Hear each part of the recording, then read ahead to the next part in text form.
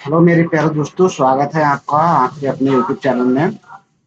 दोस्तों, आज से हम यूनिटेरिया की बिहार तत्व संग्रह पढ़ेंगे, जिसमें हम बेसिकली पूरी यूनिटेरिया को कवर करेंगे। और ये 3 से 4 लेक्चर में पूरी यूनिटेरिया कवर हो जाएगी, हम सब्जेक्ट वाइज। चाहे कितना भी लंबा सेशन हो, हिस्ट्री एक वीडियो में कंप्लीट करेंगे, पॉलिटी एक वीडियो में कंप्लीट करेंगे, और ज्योग्राफी एक वीडियो में कंप्लीट करेंगे, इकोनॉमी जितनी भी होगी एक वीडियो में कंप्लीट करेंगे, उसके बाद कल्चर हम जितना भी होगा एक वीडियो में कंप्लीट कर लेंगे। ठीक है, तो आपको टेंशन नहीं लेनी है, बस आपको पढ़ना है। और ये वीडियो मैं आपको बता दूं, ये अच्छी तरीके से देखना। सही तरीके से जब आप वीडियो देखेंगे तो आपको याद रहेगा। ठीक है, कोई भी काम करते टाइम वीडियो देख सकते हैं, या फिर रिवीजन के टाइम पे। रिवीजन के पर्पज से क्या होता है, पूरी किताब पढ़ना बहुत मुश्किल होता है जब एग्जाम के टाइम पे, या फिर दोबारा रिवीजन जब करना हो, तो आप जब भी दोबारा रिवीजन करने बैठे, वीडियो को 1.5 से या 1.7 की स्पीड से देख लीजिए, आपका रिवीजन कंप्लीट हो जाएगा। ठीक है, तो हम देखेंगे बिहार तत्व संग्रह यूनिटेरिया का, और इसे आज बेसिक वाला कवर कर लेंगे। ठीक है दोस्तों, चलिए बढ़ते हैं हम। ये देखिए, बिहार तत्व संग्रह है, ये 5वां संस्करण है दोस्तों, 5वां संस्करण है ये। और ये 2026 का लेटेस्ट अपडेट है, और बीपीएससी का एग्जाम पास में भी है। तो हम देखेंगे बिहार सामान्य परिचय। ठीक है, पहला ही टॉपिक है किताब में, बिहार का सामान्य परिचय, बेसिक जो हम जानेंगे नॉलेज आज क्या है बिहार की। उसके बाद सेकंड टॉपिक हमारा हिस्ट्री का है, हिस्ट्री का कवर करेंगे। ठीक है, तो इसमें देखते हैं नामकरण, बिहार का नामकरण किस रूप में पड़ा। तो 12वीं सदी में बौद्ध बिहारों की बहुलता के कारण इस क्षेत्र का नाम बिहार पड़ा। कौन सी सदी में बिहार का नाम बिहार कब पड़ा? 12वीं सदी में बौद्ध बिहारों की बहुलता के कारण इस क्षेत्र का नाम बिहार पड़ा। ठीक है, बिहार पड़ा। बौद्ध अनुयायियों के निवास स्थल को बिहार कहा जाता था। जो बौद्ध अनुयायी थे उनके निवास स्थल को बिहार कहा जाता था, और जहां वो पूजा करते थे उसे चैत्य कहा जाता था। जहां वो पूजा करते थे उसे चैत्य कहते थे। ठीक है, इसमें बौद्ध भिक्षुओं का प्रार्थना स्थल चैत्य चैत्य भी होता था। ठीक है, नालंदा महाविहार, विक्रमशिला महाविहार और उदंतपुरी महाविहार बिहार में स्थित प्रमुख विहार हैं। कौन कौन से हैं? नालंदा महाविहार और विक्रमशिला महाविहार, उदंतपुरी महाविहार बिहार में स्थित प्रमुख विहार है। सर्वप्रथम अरब मुस्लिम आक्रमणकारियों ने इन बिहारों को बिहार कहकर संबोधित किया था। तो पूछ लेगा बीपीएससी में कि इन बिहारों को बिहार कह के सबसे पहले किसने संबोधित किया था? तो अरब के जो मुस्लिम आक्रमणकारी थे, उन्होंने इन गुफाओं को, या फिर इन शैलकृत चित्रकलाओं को, इन शैल से खोदी हुई गुफाओं को बिहार कहना प्रारंभ किया था। तो अब हम बिहार के अक्षांशीय और देशांतरीय स्थिति देख लेते हैं। ठीक है दोस्तों, तो बिहार नॉर्थ से साउथ, दोस्तों इसकी जो लंबाई है, नॉर्थ से साउथ लंबाई है 345 किलोमीटर। ठीक है, नॉर्थ से साउथ जो लंबाई है वो 345 किलोमीटर है, और ईस्ट टू वेस्ट लंबाई इसकी 483 किलोमीटर है। ईस्ट से वेस्ट लंबाई कितनी है? 483 किलोमीटर। और नॉर्थ से साउथ इसकी लंबाई कितनी है? 345 किलोमीटर। कितनी है? 345 किलोमीटर। ठीक है, याद रखना दोस्तों। अगर हम बात करें इसका अक्षांशीय और देशांतरीय विस्तार, तो इसका अक्षांशीय विस्तार जो है 27 डिग्री 31 मिनट 15 सेकेंड उत्तरी अक्षांश है। कितना है? 27 डिग्री 31 मिनट 15 सेकेंड उत्तरी अक्षांश। 27 डिग्री 31 मिनट और 15 सेकेंड। ठीक है, उत्तरी अक्षांश। कहाँ से कहाँ तक? अगर हम बात करें 24 डिग्री से, 24 डिग्री उत्तरी अक्षांश से लेकर 27 degree 31 minute 15 second, 24 degree 20, 24 degree 20 minute 10 second. ठीक है, 24 डिग्री 20 मिनट 10 सेकेंड उत्तरी अक्षांश से लेकर 27 डिग्री 31 मिनट 15 सेकेंड से लेकर इसका उत्तरी अक्षांश विस्तार है। और नॉर्थ, इधर देखें दोस्तों, पूर्व से पश्चिम विस्तार इसका, पूर्वी देशांतर क्या है इसका? 83 डिग्री 19 मिनट 15 सेकेंड पूर्वी देशांतर से लेकर 83 डिग्री, कितना है? 83 डिग्री 19 मिनट और 50 सेकंड, 83 डिग्री 19 मिनट 50 सेकंड इसका पूर्वी, 83 डिग्री 19 मिनट 50 सेकंड पूर्वी देशांतर से लेकर 88 डिग्री 17 मिनट 40 सेकंड पूर्वी देशांतर। कितना? 88 डिग्री 17 मिनट 40 सेकंड पूर्वी देशांतर। 88 डिग्री 17 मिनट और 40 सेकंड है, ठीक है, इसका पूर्वी देशांतर है। तो कितना है? 24 20 10 और 27 31 15, 83 19 50 और 88 17 40। इस तरीके से आप याद रख सकते हैं, ठीक है। हमने नॉर्थ टू साउथ, उत्तर से दक्षिण लंबाई देख ली इसकी 345 किलोमीटर, ठीक है, और पूर्व से पश्चिम लंबाई इसकी 483 किलोमीटर है। अक्षांशीय विस्तार यहाँ भी देखो लिखा हुआ है, यहाँ भी देख सकते हैं आप अच्छी तरीके से। अगर यहाँ समझ नहीं आया, उसका भौगोलिक स्थिति के आधार पर अक्षांशीय विस्तार अगर हम बात करें तो उसका अक्षांशीय विस्तार 24 डिग्री 20 मिनट 10 नॉर्थ से लेकर 27 31 315 नॉर्थ तक है। और देशांतरीय विस्तार अगर हम बात करें 83 19 50 डिग्री ईस्ट से लेकर 88 17 40 डिग्री ईस्ट तक है, ठीक है।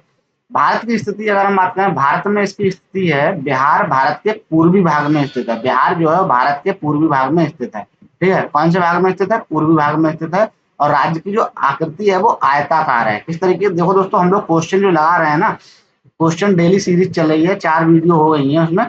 क्वेश्चन का जो सीरीज चल रही है उसमें देखिए यही क्वेश्चन आया था कि राज्य की आकृति कैसी है। बिहार राज्य की आकृति आयताकार है। आगे हम देखते हैं बिहार के प्रमंडल। तो बिहार में हमने ये भी क्वेश्चन देखा कि बिहार में कितने प्रमंडल हैं। अब देखते हैं, ये जो कलर डिफरेंस है, सारा कलर अलग अलग किया हुआ है, ये प्रमंडल है इसके। तो नंबर 1 एक प्रमंडल ये हो गया, नंबर 2 एक प्रमंडल ये हो गया, नंबर 3 तीसरा प्रमंडल, चौथा प्रमंडल, ठीक है, ये 4 प्रमंडल ये हो गए। 5वां प्रमंडल ये भागलपुर वाला हो गया। 6ठा प्रमंडल ये हो गया दोस्तों। 7वां प्रमंडल ये है। और 8वां प्रमंडल ये है। और 9वां प्रमंडल। तो बिहार में कितने कितने प्रमंडल है दोस्तों?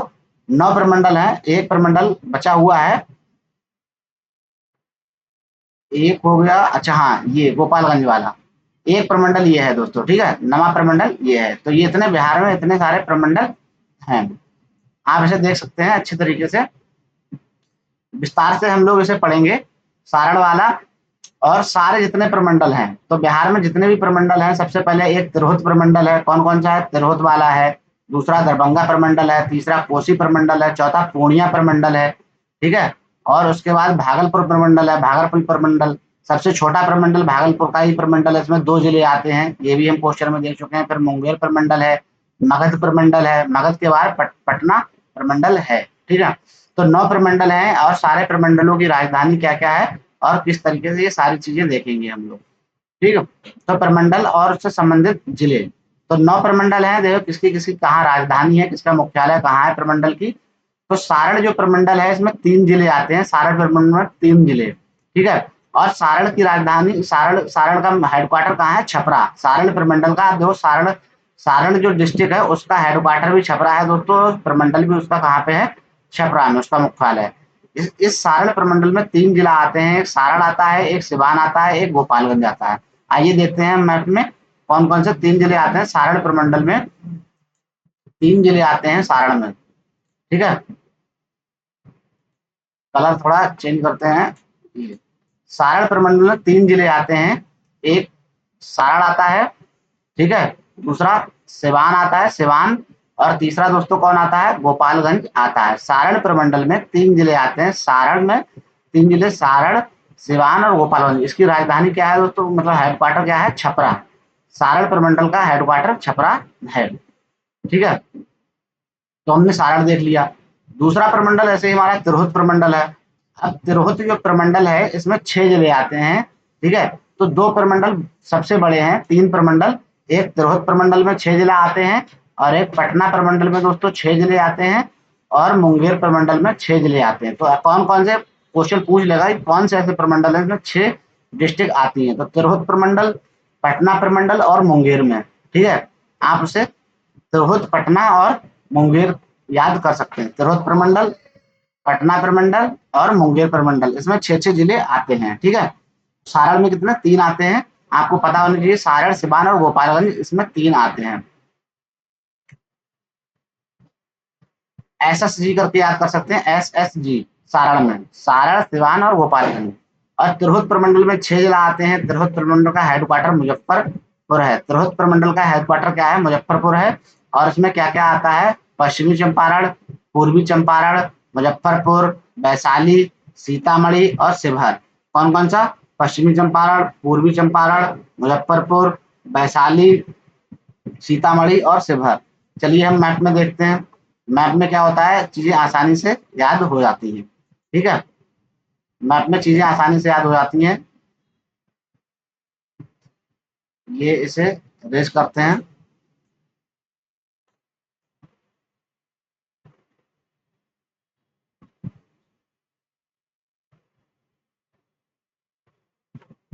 चलिए दोस्तों देखते हैं।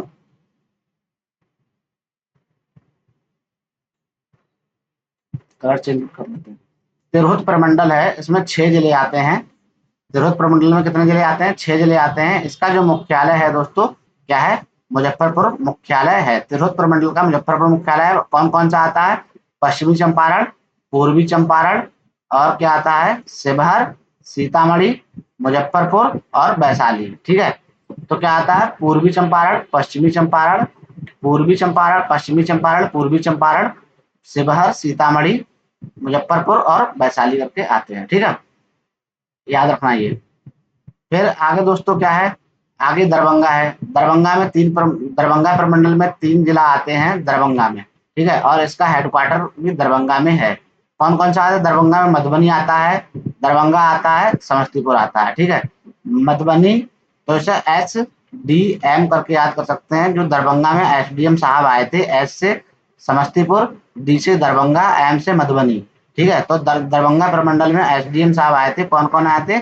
SDM आपको बनना भी है, समस्तीपुर, दरभंगा और फिर मधुबनी। ठीक है, उस पर फिर उसके बाद आता है कोसी प्रमंडल। कोसी प्रमंडल में भी 3 जिले हैं। ठीक है, अभी तक हमने कौन कौन से प्रमंडल देख लिए, जिसमें 3 सारण और दरभंगा और कोसी, इन 3 प्रमंडलों में 3 जिले आते हैं। तो कोसी प्रमंडल में 3 जिले हैं, जिसमें इसका कोसी का मुख्यालय कहाँ है? हेडक्वार्टर सहरसा में है। कोसी प्रमंडल का मुख्यालय कहाँ है? सहरसा में है। ठीक है दोस्तों, अब इसमें कौन आता है? SMS। इसमें जो कोसी में है, कोसी नहर में, कोसी नदी में किसी ने एसएमएस कर दिया था। ठीक है, कोसी नदी में किसी ने एसएमएस कर दिया कि इसमें कौन? सुपौल, मधुबनी, मधुपुरा और मधेपुरा और सहरसा आ जाता है। कौन कौन सा आता है? सुपौल, मधेपुरा और सहरसा। तो एसएमएस करके कोसी में एसएमएस करके याद रखना, SMS। ठीक है, और तिरहुत में दरभंगा में दोस्तों SDM, दरभंगा में SDM करके याद रखना। ठीक है, तो ये 3 तुम्हारे हो जाते हैं। फिर उसके बाद पूर्णिया आता है। पूर्णिया में क्या है दोस्तों? पूर्णिया में 4 डिस्ट्रिक्ट आती है, जिसमें पूर्णिया का हेडक्वार्टर पूर्णिया में ही है। पूर्णिया का हेडक्वार्टर कहाँ पे है? पूर्णिया में है। पूर्णिया में आता है अररिया, किशनगंज, पूर्णिया और कटिहार। क्या क्या आता है? अररिया, किशनगंज, पूर्णिया और कटिहार।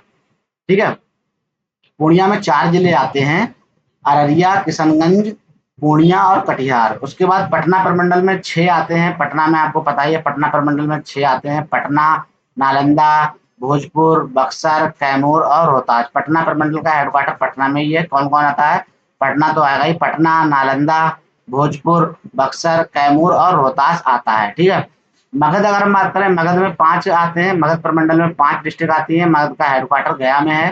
ठीक है, इसमें क्या क्या आता है? गया आता है, औरंगाबाद आता है, नवादा आता है, जहानाबाद आता है, अरवल आता है। ठीक है, तो मगध में 5 प्रमंडल आते हैं। मगध 5 प्रमंडल आते हैं, इसमें 5 जो जिलों की संख्या है, जिसमें इसका हेडक्वार्टर गया है। तो एक गया आता है, औरंगाबाद आता है, नवादा आता है दोस्तों, जहानाबाद आता है और अरवल आता है। फिर मुंगेर आया है। मुंगेर में 6 प्रमंडल आते हैं। मुंगेर में कितने आते हैं? 6 प्रमंडल आते हैं मुंगेर में। कौन कौन सा आता है? मुंगेर आता है, जमुई आता है, लखीसराय आता है, शेखपुरा आता है, बेगूसराय बेगूसराय आता है, खगड़िया आता है। ठीक है, तो मुंगेर प्रमंडल में 6 जिलों की संख्या आती है। तो हमने आपको बताए थे कौन कौन से ऐसे प्रमंडल हैं इसमें 6 जिलों की संख्या है। तो तिरहुत और पटना और मुंगेर, तिरहुत, पटना, मुंगेर। ठीक है, तिरहुत, पटना और मुंगेर इसमें आता है। फिर भागलपुर सबसे छोटा प्रमंडल है, जिसमें 2 जिले आते हैं, भागलपुर और बांका। इसे मैप से भी आप अच्छे तरीके से देख सकते हैं। ठीक है, फिर हम देखते हैं कि बिहार का गठन एवं पुनर्गठन किस तरीके से हुआ। बिहार का गठन और पुनर्गठन किस तरीके से हुआ? तो जब 1905 में 1905 के बंगाल विभाजन के पूर्व, बंगाल जब विभाजन हुआ उसके पूर्व बंगाल राज्य, जिसमें आधुनिक बिहार, झारखंड और उड़ीसा, पश्चिम बंगाल शामिल था। तो बंगाल विभाजन से पूर्व बिहार में क्या क्या शामिल था? बंगाल राज्य, जिसमें आधुनिक बिहार शामिल था, झारखंड शामिल था, उड़ीसा शामिल था दोस्तों, और पश्चिम बंगाल शामिल था। ठीक है, तो बांग्लादेश भी सम्मिलित था, उस टाइम बांग्लादेश भी सम्मिलित था।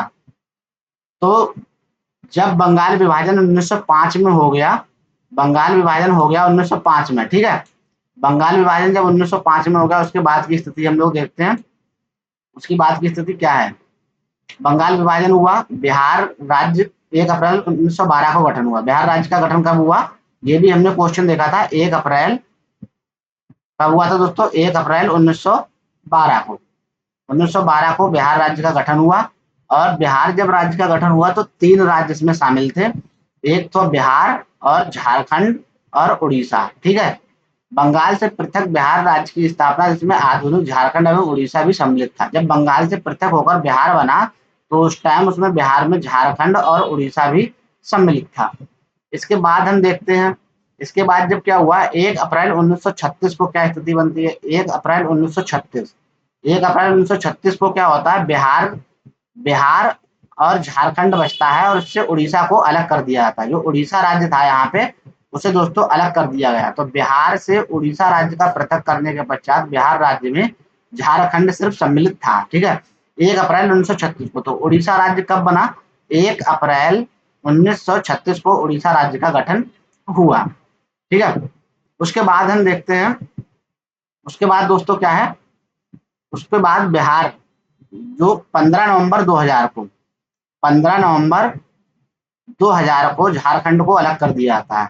15 नवंबर सन 2000 को झारखंड को अलग कर दिया जाता है। तब बिहार एक पृथक राज्य बन जाता है और झारखंड एक पृथक राज्य बन जाता है। देखिए वही दिया हुआ है कि बिहार से पृथक झारखंड के निर्माण से पूर्व बिहार में कुल 55 जिले थे। जब झारखंड और बिहार दोनों सम्मिलित रूप से थे तो इसमें 55 डिस्ट्रिक्ट आती थी।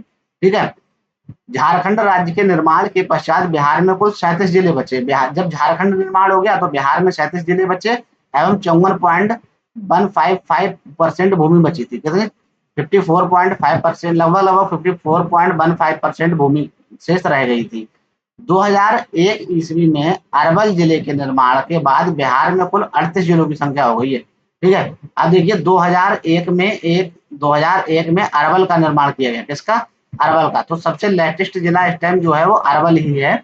अब जिलों की संख्या टोटल कितनी हो गई है? 38 जिलों की संख्या हो गई है। ठीक है दोस्तों, कितनी हो गई है? 38 जिलों की संख्या हो गई है। उसके बाद अगर हम देखें, बिहार, बिहार से पृथक झारखंड राज्य तत्कालीन कुल 18 जिलों से होकर अलग हुआ था। ठीक है, 18 जिले जो होते बिहार से अलग हुए थे, जो मिलाकर बना बिहार की कुल भौगोलिक भूभाग का लगभग बिहार से 45.845% इसका भूभाग अलग हुआ था। लेकिन झारखंड को मिला क्या? वर्तमान झारखंड में कुल 24 जिले हैं। ठीक है, लेकिन झारखंड को हमें याद नहीं करना है। 24 जिले हैं, बस पूछ सकता है कि वर्तमान झारखंड में 24 जिले हैं, तो 6 जिलों की निर्माण उन्होंने और किया। ठीक है, तो याद रखना बिहार से जब पृथक हुआ था, बिहार और झारखंड संयुक्त रूप से 55 जिले थे उसमें, और जब बिहार अलग हुआ तो 37 जिले थे। लेटेस्ट जिला 2001 में बना 38वां जिला और 54.155% भूमि थी उसकी।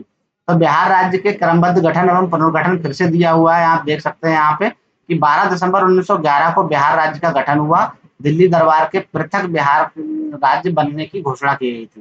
तो 12 दिसंबर 1911 ईस्वी को दिल्ली दरबार में पृथक बिहार राज्य बनाने की घोषणा की गई। ठीक है, थोड़ा कलर डिफरेंस ले लेते हैं। तो पृथक बिहार राज्य बनाने की घोषणा की गई थी। ठीक है, उसके बाद तो सबसे पहले 12 दिसंबर 1911 को घोषणा की गई। फिर हुआ क्या? 22 मार्च 1912 को, 22 मार्च 1912 को बिहार जो था वो झारखंड और उड़ीसा सहित राज्य के गठन की अधिसूचना दी गई। बिहार, झारखंड और उड़ीसा। तब 22 मार्च 1912। फिर 1 अप्रैल 1912 आता है। 1 अप्रैल 1912 को क्या होता है? बिहार जो होता है वो झारखंड, उड़ीसा सहित अन्य राज्य का गठन कर दिया गया। तो घोषणा कब हुई थी दोस्तों? अधिसूचना 22 मार्च को जारी हुई। 1 अप्रैल 1912 को तीनों का संयुक्त गठन किया गया। और फिर 1 अप्रैल 1936 को उड़ीसा को अलग कर दिया गया। और 15 नवंबर 2000 को झारखंड को अलग कर दिया गया। ठीक है, जिले आपको पता ही है कि 37 जिले थे। एक बना अरवल 2000 में 54.15% भूमि के साथ बिहार का निर्माण हुआ। और झारखंड जो था उसमें 18 जिले थे, 6 नए जिलों का निर्माण हुआ उसमें। अब वर्तमान में 24 जिले हैं, 45.85% भूमि उसे दी गई थी। ठीक है, अब बिहार शेष तथ्य अगर हम बात करें तो बिहार स्थापना दिवस कब मनाया था? 22 मार्च को बिहार स्थापना दिवस मनाया जाता है। अगर क्षेत्रफल देखें, टोटल क्षेत्रफल बिहार का, ठीक है, 94,163 वर्ग किलोमीटर है। कितना? 94,163 वर्ग किलोमीटर बिहार का क्षेत्रफल है। अगर हम टोटल पॉपुलेशन की बात करें तो 10, 40, 99, 452, 10, 40, 99, 452 इतनी जनसंख्या है 2011 की जनगणना के अनुसार। अगर हम कुल जनसंख्या की टोटल पॉपुलेशन देखें दोस्तों, तो वर्तमान में बिहार जातिगत जनगणना हुई है 2022-23 में। बिहार की जातिगत जनगणना हुई है 2022-23 में। इसमें 13,07,25,310, 13,07 मतलब 13,72,00,000 या 7,25,310, 13,07,25,310 टोटल पॉपुलेशन है जातिगत जनगणना के अनुसार। लेकिन 2011 की जनगणना के अनुसार 10,40,99,452 है। 10,40,99,452 संख्या के आधार पर आप याद कर सकते हैं। भाई जातिगत जनगणना के अनुसार 13,07,25,310, 13,07,25,310।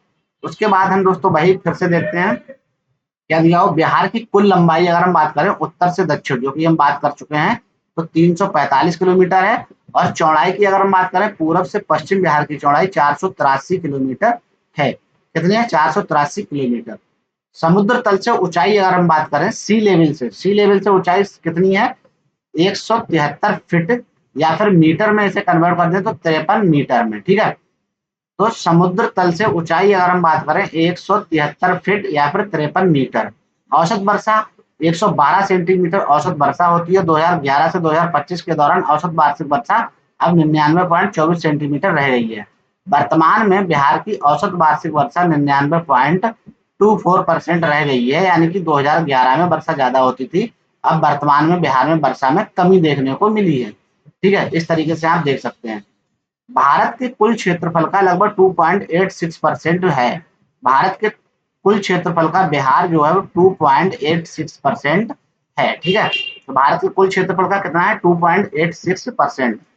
भारत का 12वां बड़ा राज्य है क्षेत्रफल के अनुसार दोस्तों। बिहार भारत का 12वां बड़ा राज्य है, यानी कि 12वें नंबर पर आता है। भारत का तीसरा बड़ा राज्य जनसंख्या के अनुसार। अगर हम पॉपुलेशन के आधार पर देखें तो भारत का तीसरा बड़ा राज्य है। अब हम उस दिन देख चुके हैं एमसीक्यूज में। अगर आपने एमसीक्यू वाली वीडियो नहीं देखी है तो सारे इस तरीके के एमसीक्यूज करा रहे हैं ताकि आपको कोई प्रॉब्लम ना आए। सबसे बड़ा राज्य पॉपुलेशन के आधार पर उत्तर प्रदेश है, उसके बाद हमने महाराष्ट्र देखा, उसके बाद हमने बिहार देखा था। ठीक है, तो आप वीडियो में जाइए, उसमें एमसीक्यूज लगाइए दोस्तों, वो आपके लिए बहुत ज्यादा बेनिफिट देंगे, क्योंकि वो एक तरीके के क्वेश्चन की प्रैक्टिस है। क्वेश्चन की प्रैक्टिस आप पेपर में जाके नहीं करेंगे, अभी यहाँ से कर लीजिए ताकि आपका बिहार स्पेशल से एक भी क्वेश्चन गलत ना हो। इसीलिए मैं आपके लिए इतनी मेहनत कर रहा हूँ। ठीक है, प्रशासनिक अगर विभाजन देखें, ठीक है, ये तो हो गया हमारा भौगोलिक विभाजन। अब हम प्रशासनिक विभाजन देखें, प्रशासन के आधार पर बिहार को कितने तरीके से विभाजित किया गया है। तो बिहार में प्रमंडल की संख्या कितनी है? 9, जो कि हम देख चुके हैं प्रमंडल। सबसे छोटा प्रमंडल कौन सा है? भागलपुर, ये भी आपको याद होना चाहिए। और कौन कौन से ऐसे प्रमंडल हैं जिसमें 6 जिले हैं दोस्तों? कौन कौन से प्रमंडल बताए थे आपको? कौन सा? पटना प्रमंडल, मुंगेर प्रमंडल, और आपका एक तिरहुत प्रमंडल बताया था। ठीक है, टी, ठीक है, कैसे बताया था दोस्तों? टी, और कौन सा? तिरहुत बताया था, पटना बताया था, और मुंगेर बताया था। ठीक है, मुंगेर प्रमंडल बताया था। इस तरीके से आप याद रख सकते हैं। आप चीजों को रिकॉल करने की कोशिश कीजिए। जिला कितने हैं दोस्तों? तो 38 जिले हैं। कितने हैं? 38 जिले हैं। पहले कितने जिले थे? 37 जिले थे। 2001 में अरवल को बनाया गया 38वां जिला। ठीक है, नया जिला कौन है? अरवल। अनुमंडल की संख्याएं कितनी है? 101 अनुमंडल हैं। कितने हैं? 101 अनुमंडल हैं। प्रखंड की संख्या कितनी है दोस्तों? 534 प्रखंड है। कितने हैं? 534 प्रखंड हैं। तो प्रखंड की संख्या 534 है, अनुमंडल की संख्या 101 है। पंचायत कितनी है? 80, 53, 8,053 पंचायतें हैं बिहार में वर्तमान में। ठीक है, तो कितनी है? नगर निगम 19 नगर निगम है, पहले 18 नगर निगम थे, वर्तमान में एक नया नगर निगम बना है दोस्तों, सहरसा नया नगर निगम बना है। ठीक है, तो वर्तमान में कितने नगर निगम है? 19 नगर निगम है। वर्तमान में 19 नगर निगम है, पहले 18 थे, अब ये लेटेस्ट बना है, सहरसा एक नया नगर नगर निगम बना है।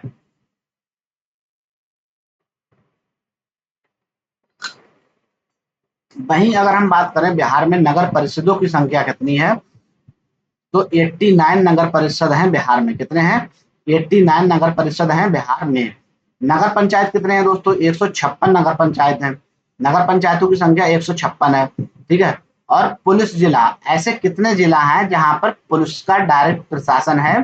तो पुलिस जिला के आधार पर अगर हम बात करें कितने पुलिस जिला हैं, तो 44 ऐसे जिला हैं जिन्हें पुलिस जिले के आधार पर बांटा गया है। 40 जो है पुलिस जिला है, चार चार जो है रेल पुलिस जिला है, यानी कि रेल के पुलिस जिला। तो इस तरीके से 44 इनकी संख्या हो जाती है। ठीक है।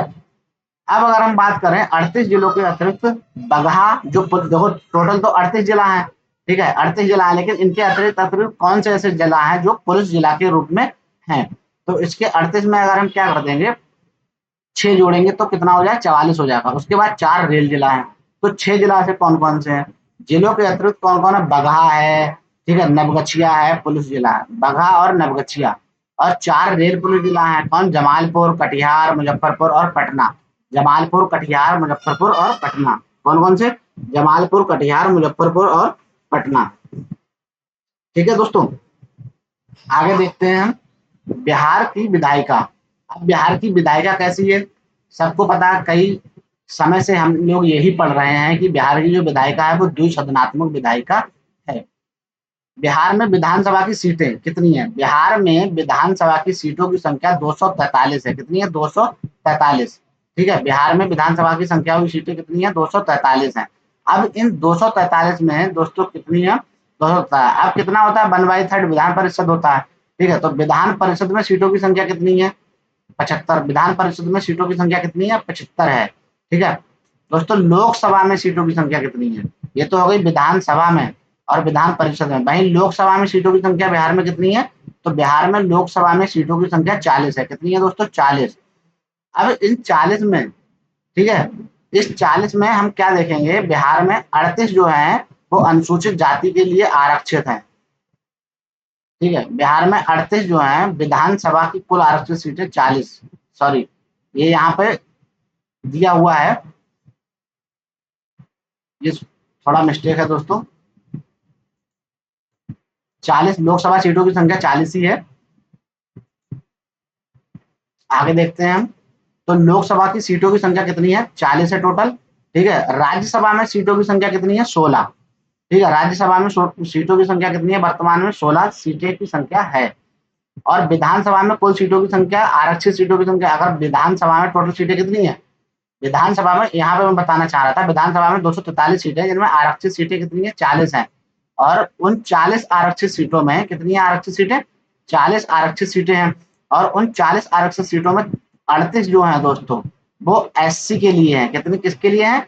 एससी के लिए, अनुसूचित जाति के लिए। और 2 सीटें जो है वो एसटी के लिए है। किसके लिए? एसटी के लिए है। ये मैं आपको बताना चाह रहा था कि विधानसभा में 243 सीटें हैं जिनमें से 40 सीटें आरक्षित हैं, 38 सीटें अनुसूचित जाति के लिए हैं, 2 सीटें अनुसूचित जनजाति के लिए हैं। और जो 2 सीटें हैं अनुसूचित जनजाति के लिए, वो कहाँ कहाँ पे हैं?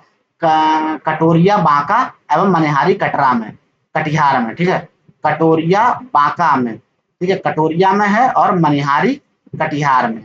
ठीक है, तो ये कटिहार में है, कटिहार में, मनिहारी में, और एक बांका में है, कटोरिया। ठीक है, तो ये 2 हैं। बांका में कटोरिया याद रखिएगा, और कटिहार में मनिहारी। ठीक है, अब लोकसभा में अनुसूचित जाति की सीटें आरक्षित संख्या कितनी है? 6। ठीक है, लोकसभा में 6 सीटों को आरक्षित किया गया है एससी के लिए। और राज्यसभा में कोई भी आरक्षण नहीं दिया जाता है, तो इसलिए राज्यसभा में कोई भी एससी एसटी की सीटें नहीं है। लोकसभा में सीटें हैं 6। और कहाँ कहाँ से हैं? देखिए, गोपालगंज एक सीट है, हाजीपुर से एक सीट है, समस्तीपुर से एक सीट है, जमुई से एक सीट है, गया से है, और सासाराम से है। ठीक है, तो गोपालगंज से है, और हाजीपुर से है, ठीक है, और समस्तीपुर से है, जमुई से है। जमुई से है, गया से है दोस्तों, और सासाराम से है। तो आप याद कर सकते हैं जी एच, देखिए अल्फाबेट में जी एच एकदम क्रम में आता है। तो गोपालगंज और Hajipur, S S, S H से समस्तीपुर और सासाराम। ठीक है, एस एस हो गया। अब दो बचे हैं आपको, कौन सा, जे जी करके याद करना है, या फिर जे जी या जी जे याद करना है। ठीक है, तो जे से जमुई और जी से गया, इस तरीके से आप याद कर सकते हैं, या फिर ऐसे कर सकते हैं जी, जी एच, तो एक जी से हो जाएगा कौन सा, गोपालगंज, एक जी से हो जाएगा गया, और एक एच से हो जाएगा हाजीपुर। तो यहाँ पर आपको जी याद करना नहीं पड़ेगा, तो फिर एस एस जे याद कर लेना, एस एस जे। इस तरीके से आप अल्फाबेटिकल न्यूमेरिकल निमोनिक्स में याद कर सकते हैं। ठीक है, इसके बाद हम आगे देखते हैं राज्य की सीमा। राज्य की सीमा या उसकी चौहद्दी, यानी कि चारों तरफ किस किस तरीके से लगती है। तो राज्य की सीमा अगर हम बात करें, तो उत्तर में नेपाल से लगती है। ठीक है, यहाँ पे मैं देखिए आप बनाने की कोशिश करता हूँ, ये लगभग लगभग ये इस तरीके का बिहार है। ठीक है, इस तरीके का बिहार है, तो ऊपर में दोस्तों नेपाल से लगती है। अब नेपाल से लगती है, तो नेपाल से बिहार के 7 जिले सीमा साझा करते हैं। ठीक है, 7 जिले सीमा साझा करते हैं।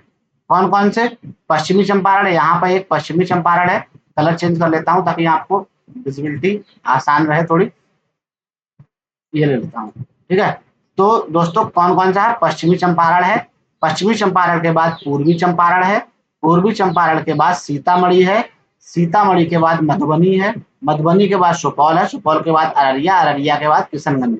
हमने एमसी क्विज वाली वीडियो में देखा कौन सा ऐसा जिला है जो नेपाल और वेस्ट बंगाल दोनों से सीमा साझा करता है, तो वो दोस्तों कौन सा था, किशनगंज। ठीक है, किशनगंज था। तो इस तरीके से आपको याद रखना है, किशनगंज इधर था। तो 7 जिला है नेपाल से जो सीमा साझा करते हैं। ठीक है, तो 7 जिले किससे नेपाल से सीमा साझा करते हैं। अब हम दूसरा कलर ले लेते हैं, फिर देखते हैं। अब दक्षिण में झारखंड है, अब दक्षिण में क्या है, झारखंड।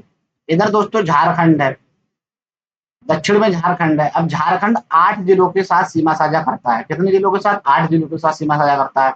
कौन कौन सा है, फिर हम पश्चिम से ले लेंगे। सबसे पहले आता है रोहतास से, कहाँ से करता है, रोहतास से करता है। उसके बाद करता है औरंगाबाद, औरंगाबाद से करता है दोस्तों। औरंगाबाद के बाद गया से करता है, किससे करता है, गया, गया के बाद नवादा, नवादा के बाद जमुई, जमुई के बाद बांका, बांका के बाद दोस्तों, जमुई, जमुई के बाद बांका, और बांका के बाद भागलपुर, भागलपुर के बाद कटिहार, कटिहार। ठीक है, इस तरीके से। तो झारखंड यहाँ से लगते हुए आता है इस तरीके से। झारखंड 8 राज्यों के साथ सीमा साझा करता है। कौन कौन से, फिर से एक बार देखते हैं। रोहतास, रोहतास के बाद औरंगाबाद, औरंगाबाद के बाद गया, गया के बाद नवादा, नवादा के बाद जमुई, जमुई के बाद बांका, बांका के बाद भागलपुर और कटिहार। तो दोस्तों भागलपुर वाला आप याद रखना, भागलपुर सबसे छोटा प्रमंडल है जिसमें भागलपुर में 2 डिस्ट्रिक्ट आती है। ठीक है, तो इस तरीके से आप 2 याद कर लीजिएगा, उधर इधर रोहतास, औरंगाबाद, गया, नवादा, जमुई, बांका और भागलपुर, कटिहार, इस तरीके से याद कर लीजिए। अब हम पश्चिम में देखेंगे, फिर एक मैप बना लेते हैं पश्चिम में। ठीक है, पश्चिम में देखते हैं, पश्चिम में क्या है, पश्चिम में कौन कौन से डिस्ट्रिक्ट जो है लगती हैं। पश्चिम में है क्या दोस्तों, पश्चिम में है उत्तर प्रदेश। उत्तर प्रदेश से कौन कौन सी डिस्ट्रिक्ट लगती है, ये हम देखेंगे। ठीक है, उत्तर प्रदेश से कौन कौन सी डिस्ट्रिक्ट लगती है, थोड़ा कलर चेंज करते हैं, ये ले लो। उत्तर प्रदेश से जो डिस्ट्रिक्ट लगती है,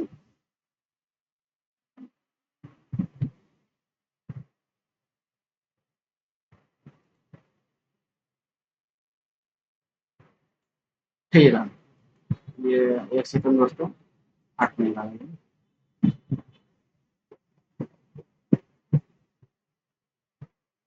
जस्ट हमें दोस्तों लैपटॉप हैंग कर रहा है।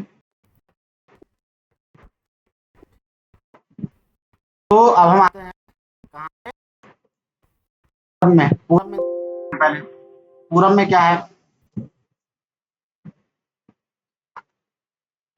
एक सेकंड,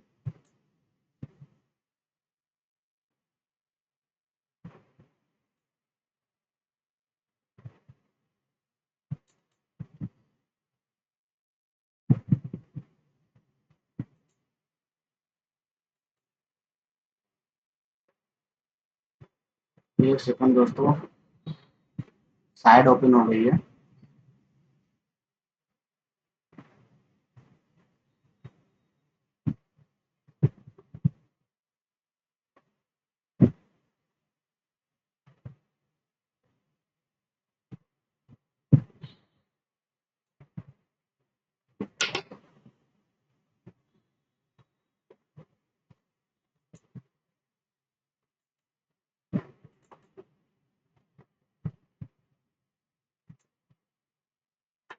फिर से खोलते हैं दोस्तों हम।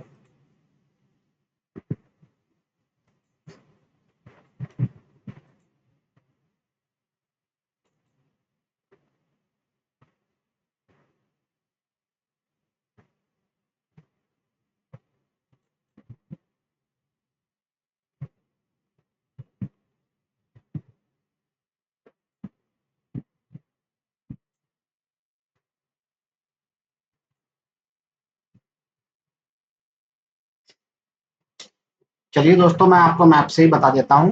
थोड़ा आई एम रियली सॉरी, शायद ये थोड़ा साइड चल गई थी तो उसके चक्कर में प्रॉब्लम हो गई। क्षमा प्रार्थी हूँ मैं उसके लिए। मैं आपको बता देता हूँ दोस्तों ऐसे ही। आने दीजिए 1 मिनट। मैं अपनी पूरी कोशिश करूंगा दोस्तों कि मैं आपको बहुत अच्छी तरीके से पढ़ा पाऊँ, और आपकी कोई भी हेल्प हो पाए तो ये मैं अपना सौभाग्य समझूंगा। तो प्लीज, कोई भी अगर मुझे सुधार करना है, आप कमेंट जरूर करिएगा कि सर ये प्रॉब्लम हो रही है, तो मैं उसमें जरूर सुधार करूंगा। ठीक है, देखते हैं। अब देखते हैं दोस्तों, तो हम देखने वाले थे इधर पश्चिम बंगाल राज्य में, पूर्व की साइड में। ठीक है, अब हम बना लेते हैं मैप दोस्तों, फिर से बिहार का मैप बना लेते हैं। पूर्व की साइड में, पूर्व की साइड में पश्चिम बंगाल के साथ 3 जिला जो है सीमा साझा करते हैं। पश्चिम बंगाल, एक तो किशनगंज हो गया जो नेपाल और बिहार, नेपाल से और पश्चिम बंगाल से सीमा साझा करता है। दूसरा दोस्तों पूर्णिया हो गया। कौन हो गया? पूर्णिया हो गया। दूसरा हो गया पूर्णिया, फिर हो गया कटिहार। कौन सा होगा? कटिहार। ठीक है, तो 3 जिला जो हैं वो सीमा साझा करते हैं, ठीक है, पश्चिम बंगाल से। वहीं अगर हम बात करें उत्तर प्रदेश से 8 जिला सीमा साझा करते हैं। कितने? उत्तर प्रदेश से 8 जिले सीमा साझा करते हैं। तो उत्तर प्रदेश से कितने जिले सीमा साझा करते हैं? उत्तर प्रदेश से 8 जिले सीमा साझा करते हैं। देखते हैं कौन कौन से। भाई नीचे से अगर हम देखें, रोहतास, रोहतास पहला जिला हो गया। उसके बाद कैमूर हो गया।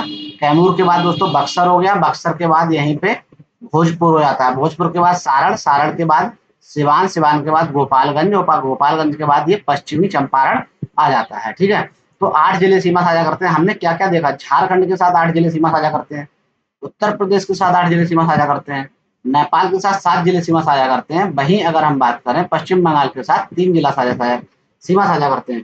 तो 8 8 16 और 7 3 10, टोटल 26 जिले ऐसे हैं जो इसकी अंतरराष्ट्रीय, मतलब राष्ट्रीय और अंतरराष्ट्रीय सीमा साझा करते हैं। और वहीं अगर हम बात करें दोस्तों, 7 जिला ऐसे हैं जो अंतरराष्ट्रीय सीमा साझा करते हैं।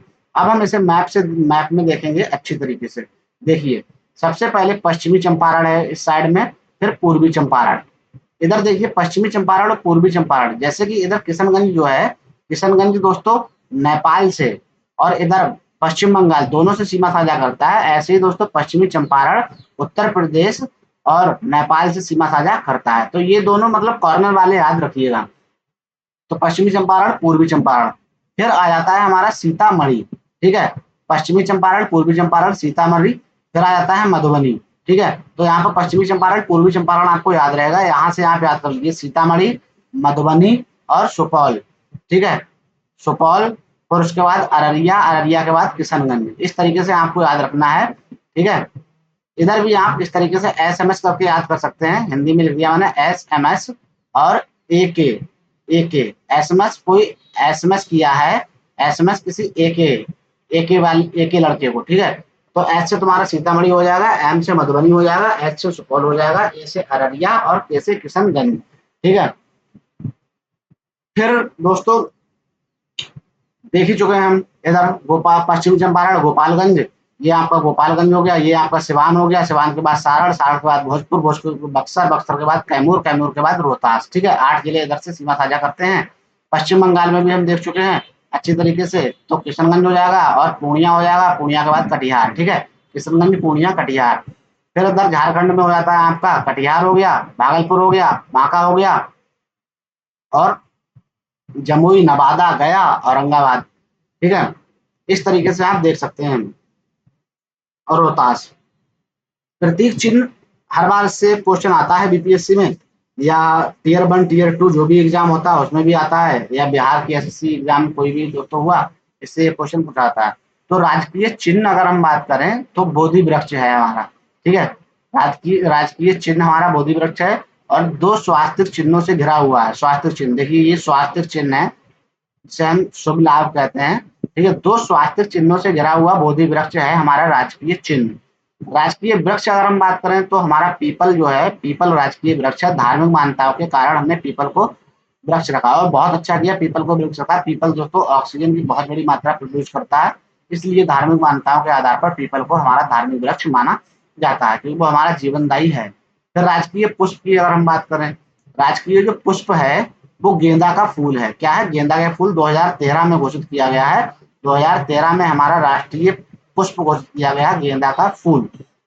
पशु, राजकीय पशु अगर हम बात करें, राजकीय पुष्प हमने देख लिया, राजकीय पशु बैल है, ये भी 2013 में घोषित किया। इससे पूर्व पहले रीछ था, ठीक है। तो पूछ लेगा कि 2013 से पहले राजकीय पुष्प क्या था, तो पहले रीछ था, ठीक है दोस्तों। फिर हमारा राष्ट्रीय पक्षी क्या है? गौरैया है, ठीक है। अब हमारा राष्ट्रीय पक्षी गौरैया, 2013 से पूर्व हमारा फाख्ता था। क्या था? फाख्ता। अब क्या है? गौरैया। तो याद रखना 2013 से पहले हमारा पशु जो था वो रीछ था, और पक्षी जो था हमारा वो फाख्ता था। वर्तमान में पशु बैल है, और पक्षी जो हमारा वो है गौरैया है। राजकीय मछली अगर हम बात करें दोस्तों, मछली तो कैसे भूल सकते हैं, राजकीय मछली जो है वो मांगुर है, ठीक है। मांगुर हमारा 2008 से 8 में घोषित किया गया। तो मछली को 2008 में राजकीय क्या मछली घोषित किया गया है? मांगुर को, ठीक है।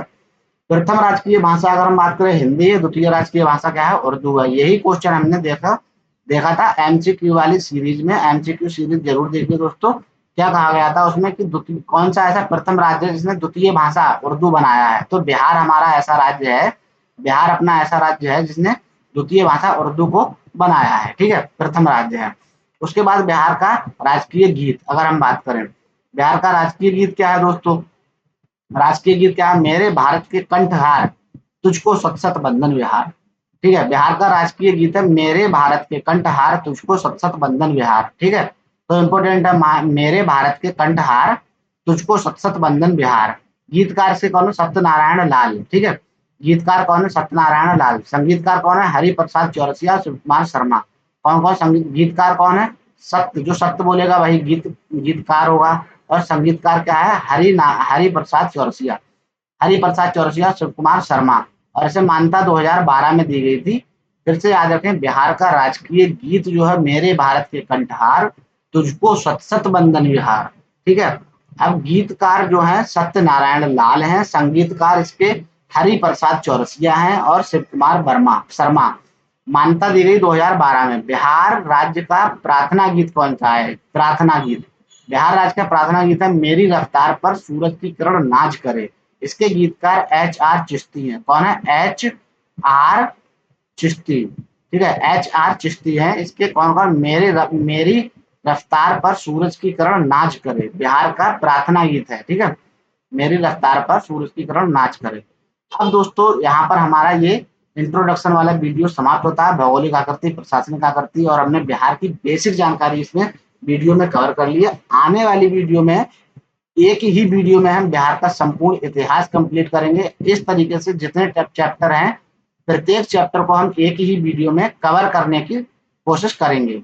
और कोशिश क्या करेंगे ही, चाहे वो 2 घंटे लगे, 1 घंटे लगे, कुछ भी वीडियो में टाइम लगे तो हम कवर करेंगे। बस आपकी सपोर्ट की जरूरत है दोस्तों। लाइक कीजिए, हमें सब्सक्राइब कीजिए, और बेल आइकन प्रेस कर दीजिए, ताकि आने वाली वीडियो सबसे पहले आपको मिले। और 1.5 या 1.25 की स्पीड में आप देखिए। कोई काम करते हो, कहीं जाते हो, ईयरफोन लगा लीजिए दोस्तों। उससे क्या होगा? आपका रिवीजन हो जाएगा।